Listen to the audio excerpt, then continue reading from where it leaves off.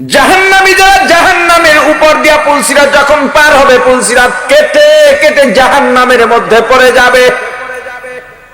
এই জাহান্নাম কত গভীর, কত গভীর! জাহান্নাম পুলসিরাত থেকে কেটে যারা জাহান্নামে পড়বে, জাহান্নামের তলদেশে যাইতে, সমতলে যাইতে 70 বছর সময় লাগবে। আসলে 70 বছর না, কারণ আরবিতে অসংখ্য বোঝাবার জন্য 70 ব্যবহার করা হয়। এটা আরবির ইস্তেলাহ, আরবির পরিভাষা। যেমন এখানে যে লোক আছে, আমরা কি বলবো? অসংখ্য লোক, বহু লোক, অনেক লোক। কোনটা বলবো বলেন তো? অসংখ্য লোক। অসংখ্য বলা যাবে না। অসংখ্য বলা হয় যেটা গণনাই করা যায় না। বলতে পারি অনেক লোক হইছে, বহু লোক হইছে। বহুর থেকে অনেকটা আরো বেশি, অনেকটা এখানে বলা যায়। অনেক লোক হইছে, অসংখ্য না। আরবির ক্ষেত্রে 70 ব্যবহার হয় অসংখ্যের ক্ষেত্রে। অসংখ্য বাদ দিলাম, 70,000 বছর। এটা দুনিয়ার গণনার হাজার নয়, পরকালের গণনার হাজার। 70,000 বছর পরকালে একদিন সমান সমান দুনিয়ায় 1000 দিন। জাহান্নামের সমতলে যখন জাহান্নামী যাবে, চিৎকার চেঁচামেচি শুনতে পাবে। জাহান্নামের ফেরেশতা পৃথিবীর সব থেকে নির্দয় আর কঠোর হবে। জাহান্নামের ফেরেশতার দয়া মায়া কিছুই থাকবে না। এরা বিকট চিৎকার করবে মাঝে মাঝে। চিৎকার এত ভয়ঙ্কর হবে, 500 মাইল দূর থেকে শোনা যাবে। এক এক চিৎকারে জাহান্নামীদের মাথার মগজগুলো 2 কান দিয়া কোরবানির সময় যখন আমরা গরু জবাই দিই, রক্ত যেমন ফিনকি দিয়া বের হয়ে যায়, জাহান্নামের ফেরেশতাদের চিৎকারে জাহান্নামীদের মগজগুলো 2 কান দিয়া এমন ভাবে ফিনকি দিয়া বের হয়ে যাবে। চতুর্দিকে শুধু জাহান্নামীদের চিৎকার, আর্তচিৎকার, করুণ চিৎকার, করুণ কান্নাকাটি। বাঁচাও বাঁচাও, আর সহ্য করতে পারি না। নতুন জাহান্নামী যেটা গেল, এটা ফেরেশতাদের ডাইকে বলবে। এদিকে চিৎকার কিসের? বলবে একদল জাহান্নামীকে। জাহান্নামের ফেরেশতারা জাহান্নামের হাতুড়ি নিয়ে এত জোরে জোরে বাড়ি মারতেছে, এক এক বাড়িতে 100 গজ মতান্তরে 1000 গজ মাটির নিচে ঢুকে যাচ্ছে। আবার সেখান থেকে টেনে হেসড়ে বের করা হচ্ছে। এই যে টেনে বের করে হাড্ডি গোস্ত ছিঁড়ে ছিঁড়ে থেকে যায়, আবার উঠাইয়া পরিপাটি বানাইয়া আবার বাইরানো হয়। আর একদিকে চিৎকার, এরা কেন কাঁদে? জাহান্নামের ফেরেশতা বলবে এদের উপরে জাহান্নামের উত্তপ্ত গরম পানি ঢালা হচ্ছে। পানি ঢালে আর গায়ের গোস্তগুলো একেবারে খসে খসে পড়ে যায়, গোস্ত হাড্ডির সঙ্গে থাকেই না। এরকম একটার পর একটার পর একটা ভয়ের কথা শুনবে জাহান্নামী। জাহান্নামের ফেরেশতা জাহান্নামীর ভয় আরো বাড়ায় দেবেন। সান্ত্বনা তো দূরের কথা, রিমান্ডে যে নেই, রিমান্ডে নিয়ে ভয় দেখায়, আগে ভয় বাড়ায় সত্যটা বের করার জন্য। ও তো এমনি ভয়ে থাকে, ভয়টা আরো বাড়ায় দেয়। আমরা যে মারা যাবো, যারা মারা যায়, আপনি যখন মারা যাবেন কি অবস্থা হবে আপনার? মানুষ যখন মারা যায় মনে করে আমি স্বপ্নে দেখতেছি। কি মনে করে? স্বপ্নে দেখতেছি। আমার ছেলে মেয়ে কান্নাকাটি করে, এটা স্বপ্ন। আমাকে গোসল করাইতেছে, এটা স্বপ্ন। কবরে যাওয়ার পর সবাই চলে যাইতেছে, স্বপ্নে তাদেরকে ডাকতেছি। ডাকবে, চিৎকার দিয়ে ডাকবে, কিন্তু মনে করবো কি স্বপ্নে ডাকতেছি। এরপর আল্লাহ রূহ দেবেন, জিসিমের মধ্যে রূহ দেবেন। একেবারে আবার প্রাণ ফিরে পেয়ে মাটির গন্ধ কেন, আমি কোথায়, আমার খাট কই, আমার তোশক কই, জাজিম কই, ম্যাট্রেস কই, আমার বালিশ কই, কোল বালিশ কই, আমার কম্বল কই, আমার ল্যাপ কই। চারদিকে হাতায় দেখবো কেউ নাই। জোরে জোরে চিৎকার দেয়া ডাকবো, হে আমার ছেলে তোরা কই, হে আমার বিবি তুমি কই, হে আমার মা, হে আমার বাবা, হে আমার ভাই, হে আমার বন্ধুরা। তখনই কেবল বুঝতে পারবো আমি মারা গেছি। ভয় আড়ষ্ট হয়ে যাব, একেবারে ভয়ভীত সন্ত্রস্ত। আল্লাহ যদি কবুল করেন, বেশি ভয় বাড়ার আগে 2জন ফেরেশতা আসবেন শুভ্র পোশাকে, সুন্দর শান্ত মেজাজে। দেখলেই ভয় কেটে যাবে। এসে বলবে, হে আল্লাহর বন্ধু, হে আমাদের বন্ধু, নাপাক দুনিয়া ছেড়ে তুমি আল্লাহর ডাকে সাড়া দিয়ে আল্লাহর দরবারে আসছো। আর টেনশন নাই, তোমার জায়গাটা এখনই জান্নাতের বাগান বানায় দেওয়া হবে। তোমার খিদমতের জন্য যা যা দরকার সব দেওয়া হবে।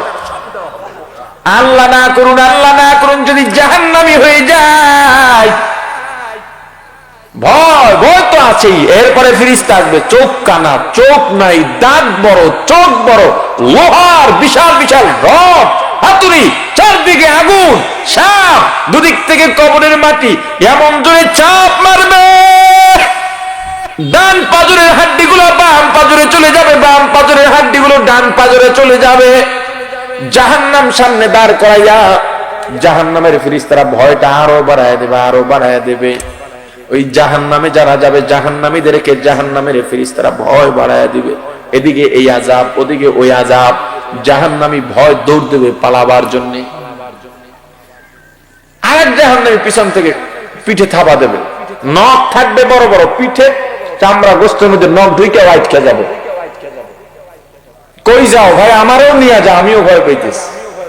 একটারে আর একটা এভাবে ধরবে, খামচি দিয়া ধরবে, একটা সাথে আর একটার নখ, একটার পিঠে আর একটার নখ ঢুকে একটা সাথে একটা আটকে যাবে।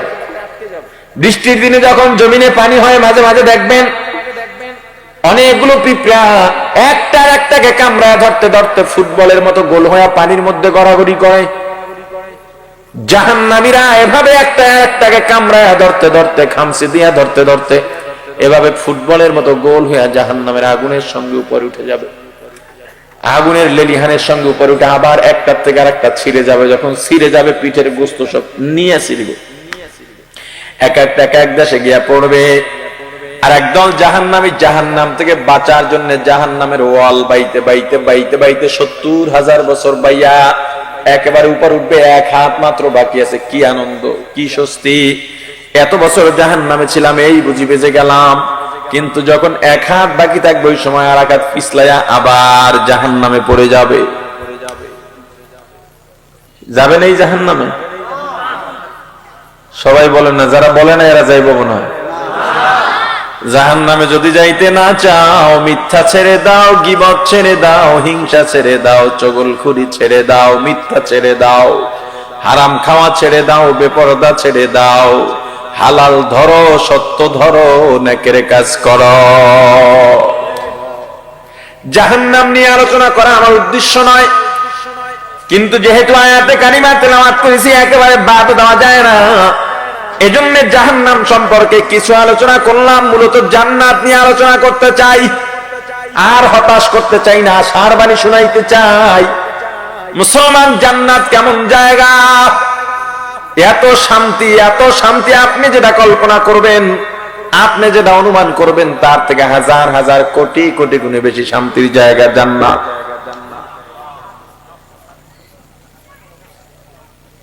জান্নাতে কেমন শান্তি, ভালো করে শুনবেন, পাঠ বাই পাঠ, কথার পরে কথা স্মরণ রাখবেন ইনশাআল্লাহ। জান্নাতীরা হাউজে কাউসার পাবে। কি পাবে? ওরে বলেন না রে, কি পাবে? হাউজে কাউসার। হাউজে কাউসার কি? হযরত আনাস রাদিয়াল্লাহু তাআলা আনহু বর্ণনা করেন, আমরা নবীজির সামনে কিছু সাহাবী ছিলাম। নবীজি সাল্লাল্লাহু আলাইহি ওয়াসাল্লাম এভাবে হাতের সাথে টেক লাগাইয়া কাত হয়ে শোয়া ছিলেন। চক্ষু বন্ধ ছিল, তবে নবীজি ঘুমাননি, কি যেন ধ্যান করতেছিলেন। কিছুক্ষণ পর উঠে বসলেন এবং মুচকি হাসলেন। আমাদেরকে জিজ্ঞেস করলেন, তোমরা জানো আমি কেন হাসছি? সাহাবায়ে কেরাম মুআদ্দাবানা জবাব দিলেন, আল্লাহ ও আল্লাহর রাসূলই ভালো জানেন। নবীজি বললেন, সুখবর আছে। কি আছে? এই মাত্র জিবরাইল আসছিল, আল্লাহ একটা সূরা নাযিল করেছেন, ইন্না আ'তাইনাকাল কাউসার ফাসাল্লি লিরাব্বিকা ওয়ানহার ইন্না শানিআকা হুয়াল আবতার। আল্লাহ আমাকে হাউজে কাউসার দান করেছেন। হে সাহাবায়ে কেরাম, জানো হাউজে কাউসার কি? সাহাবায়ে কেরাম আবার বললেন, আল্লাহ ও আল্লাহর রাসূল ভালো জানেন। নবীজি বললেন, হাউজে কাউসার এটা জান্নাতের একটা নহর। এটা আপনাদের কক্সবাজার ঈদগাহের কোন ময়লাযুক্ত ড্রেন নয়। এই নহরের তলদেশ থেকে দুই ধার হীরা জহরত মণিমুক্তার পাথর দিয়া বাধাই করা থাকবে। এই নহরের মধ্যে যেই পানীয় বা যেই শরবত থাকবে দেখতে হবে দুধের চাইতেও সাদা, মধুর চাইতেও মজাদার মিষ্টি। একটা ধুলাকণাও থাকবে না। একবার যে পান করবে 40 বছর মতান্তরে সারা জীবনে আর পানির পিপাসা লাগবে না।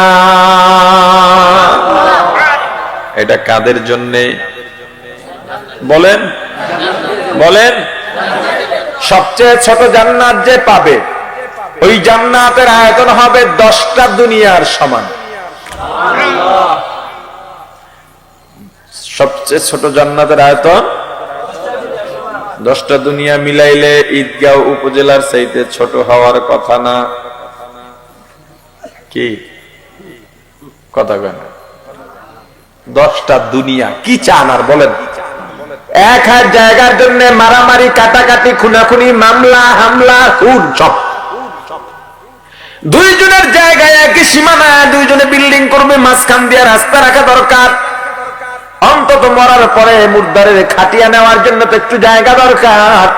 কে জায়গা ছাড়বে আর কে ছাড়বে না এটা নিয়ে ঝগড়া আর তর্কে 2 বছর ঘর উঠানো বন্ধ। অথচ তুমি যদি এক হাত জায়গা ছেড়ে দাও মানুষের হাঁটার জন্য, মানুষের চলার জন্য, মানুষের সহজের জন্য, আল্লাহ তোমার জন্য আসমান পরিমাণ জান্নাতে জায়গা ছেড়ে দেবে। তুমি যদি দুনিয়া চাও পরকাল পাইবা না, পরকাল চাইলে দুনিয়া পাইবা না। কোনটা করবা সিদ্ধান্ত তোমার। দারুল উলুম দেওবন্দের সর্বপ্রথম সদরুল মুদাররিসিন আল্লামা ইয়াকুব নানুতুবি রাহমাতুল্লাহি আলাইহি মাজজুব হালের মানুষ ছিলেন। মাজজুব বলা হয় এক ধরনের পাগলদের। মাজনুন অর্থ পাগল, মাজজুব অর্থ পাগল বলা যায়। তবে মাজনুন আর মাজজুবের মধ্যে ব্যবধান হলো, যারা মাজনুন পাগল ওদের শরীয়তের কোনো ঠিক ঠিকানা নাই, ওদের হালাল হারামের কোনো ঠিক ঠিকানা নাই, ওদের জ্ঞান থাকে না, ওরা কাউকে চেনে না, ওদের চলাফেরার মধ্যে পাক পবিত্রতা নাই, ওরা ময়লা নিয়ে থাকে, ওরা যা পায় তাই খায়। আর মাজজুব যে পাগল সেও দুনিয়ার তেমন কোনো হুঁশ রাখে না, তবে তার দ্বারা দ্বীনের আত্মমর্যাদাহীন কোনো কাজ হবে না, শরীয়ত বিরোধী কোনো কাজ হবে না। ওই পাগল আল্লাহ ছাড়া কিছু বুঝবেন না। ইয়াকুব নানুতুবি রাহমাতুল্লাহি আলাইহি প্রতিদিনের মতো নামাজের পরে, এশার পরে নামাজ আদায় করে তেলাওয়াত করে আল্লাহর দরবারে দোয়া করতেছেন। দোয়া করতে করতে করতে করতে আল্লামা কারি তৈয়ব সাহেব রাহমাতুল্লাহি আলাইহি ঘটনাটা বর্ণনা করেছেন। দোয়া করতে করতে করতে করতে কি মনে করে যেন আল্লাহকে বলে ফেললেন, আল্লাহ আমি 3 লাখ টাকা চাই, 3 লাখ টাকা চাই, 3 লাখ টাকা চাই। এই টাকা চাইতে চাইতে ঘুমায়া গেছেন। টাকা চাইতে চাইতে ঘুমায়া গেছে। স্বপ্নে দেখেন বিশাল এক বাগান। এই বাগানের কোথায় শুরু আর কোথায় শেষ তাও জানা নাই। বিশাল মাঝখান দিয়ে মহাসড়ক, একটা ধুলাবালিও নাই, খাদেম খুদ্দামের অভাব নাই। ইস্তেকবাল দিয়ে আগায় নিতেছে, ফল ফুল, পাখির কিচির মিচির আওয়াজ।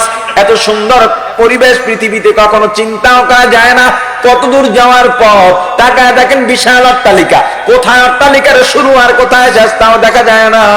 এত সুন্দর কারুকাজ খচিত, এত সুন্দর বিল্ডিং, এত নকশা পৃথিবীর কোন মিস্ত্রি, কোন রাজমিস্ত্রি, কোন নকশাবিদ দিয়া বানানো সম্ভব নয়। কিন্তু মূল ফটক যেইটা শাহী গেট, এই শাহী গেটের সামনে দিয়া একটা ইটা নাই। কি নাই? সুন্দর সাদা দাঁতগুলোর মধ্যে একটা দাঁত না থাকলে সামনে দিয়া ভালো লাগেনি। আমার গায়ে ফুল কালো জামা, এখান থেকে একটু চুন লাগলো, এখান থেকে সাদা রং লাগলো, দেখতে ভালো লাগবেনি। সাদা জামাওয়ালার বুকের মধ্যে যদি কালো আলকাতরা বা রং লেগে যায় দেখতে ভালো লাগবেনি। এত সুন্দর আপনারা, আমি বয়ান শেষ করে দিই।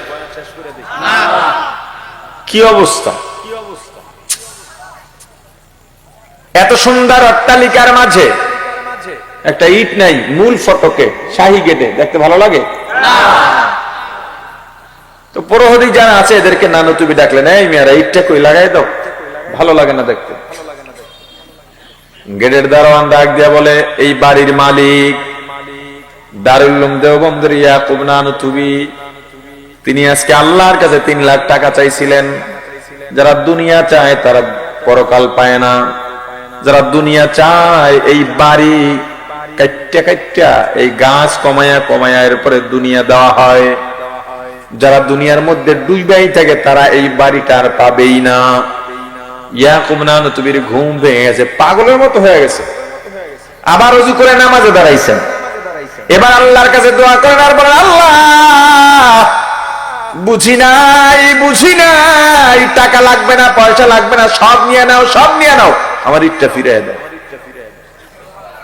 এই ঘটনাটা কোরআনে আছে, কথা কয় না, হাদিসে আছে।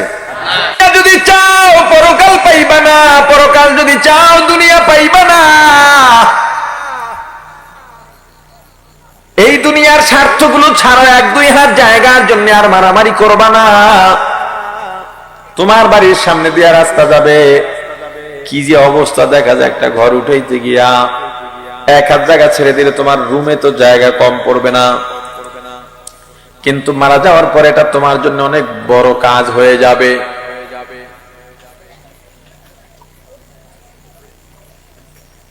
জান্নাতীরা জান্নাতি স্ত্রী পাবে, স্ত্রীরা মহিলারা স্বামী পাবে, হুরুল গিলমান পাবে। জান্নাতের স্ত্রীরা কেমন হবে? জান্নাতের কোন হুর, কোন স্ত্রী যদি প্রথম আসমানে এসে দুনিয়ার মধ্যে একটা হাসি দেয়, হাসির যে ঝিলিক, দাঁতের চমকানি, পৃথিবীর চন্দ্র সূর্যের আলো পর্যন্ত তাদের হাসির ঝিলিকের সামনে ম্লান হয়ে যাবে। মুখের যে সুঘ্রাণ, একবার যদি দুনিয়ায় নিঃশ্বাস ছাড়ে দুনিয়ার সব ঘ্রাণ তুচ্ছ হয়ে যাবে। জান্নাতের স্ত্রী আপনার সামনে কখনো আঙুল উঁচা করে কথা বলবে না, আপনাকে বলবে না আমি দেখে আছি, অন্য কেউ হইলে 2 দিনও টিকলো নইলে, কথা কয় না। মাহফিলে গেলে আগে বলতো, এখন আর অতটা বলে না,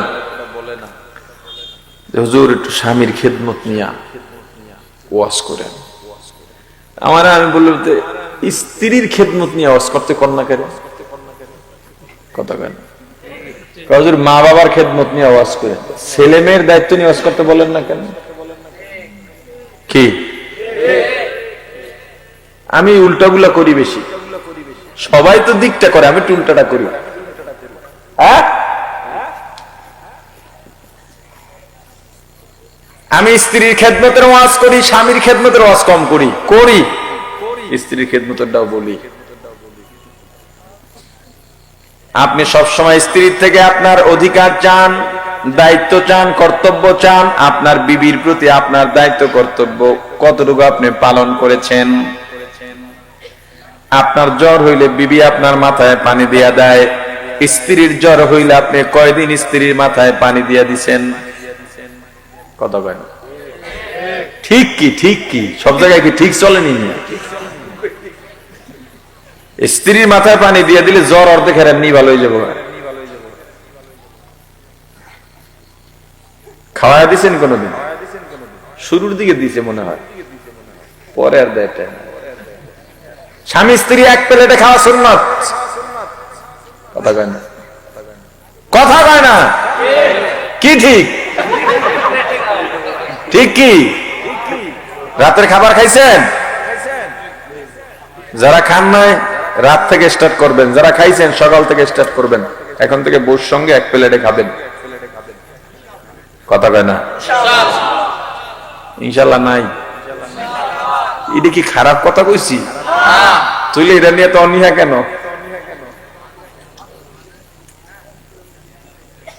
এটা ঘটনা শুনে 3-4 বছর আগে শরীয়তপুর মাহফিলে গেছিলাম। ওখানে বাদ মাগরিব বয়ান ছিল, তো ঢাকা থেকে আবার পদ্মা নদী তো পার হতে হবে, আগে গেছি, দুপুরের খানা ওখানে খাবো। ওদিকে পরের মাহফিল যারা হেরা আগে এসে মাগরিবের এখানে বসে রয়েছে। যেমন আজকে মামুন ভাই আগেই যে কক্সবাজার বই রয়েছে, যদিও আগে বয়ান করি নাই, একটাই আজকে মাহফিল বইয়ে থাকে, একটা ডাইরেক্টর যাইয়া হুজুরে আইবো কিনা, দেরি হয়ে যায় কিনা। এটা মাহফিলে আলোচক দেরি করে গেলে মাহফিলের অনেক ক্ষতি হয়, ঠিক না? আমি আপনাদের কোন মাহফিলে মনে হয় দেরি করে আসি নাই, আলহামদুলিল্লাহ। আগে আসছি, আপনারা দেরি করে দিচ্ছেন। আমি 9টা স্টেজে বসি, প্রত্যেক পোস্টারে লেখা শর্ত এটা 10:30টার পর বয়ান করি না, সর্বোচ্চ 11টা। এরপর আজকে আপনারা আমার 9:30 দেন।